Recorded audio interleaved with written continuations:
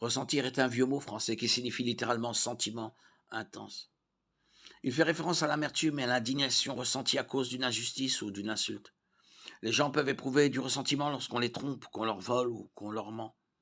Le ressentiment est souvent une réaction à une insulte ou à la révélation de ses erreurs ou de ses faiblesses. Le ressentiment peut être dirigé contre une action, une déclaration ou une personne, souvent une figure d'autorité, comme un parent, un enseignant ou Dieu. Le ressentiment est la forme de colère la moins chère et la moins légitime. Il n'est que de l'émotion et n'a aucune force. Il peut être déclenché par un traitement perçu comme injuste par une autre personne. Il peut s'agir d'une injustice comme ne pas obtenir une promotion méritée ou d'une insulte. Dans les deux cas, le ressentiment provient d'un amour de choses du monde et d'un manque de foi en Dieu et en son plan. Il est légitime de reconnaître un traitement injuste et même de faire quelque chose pour y remédier, mais il n'est pas utile de se complaire dans des sentiments de colère moralisatrice. La Bible ne se préoccupe pas de l'honneur, de l'orgueil humain.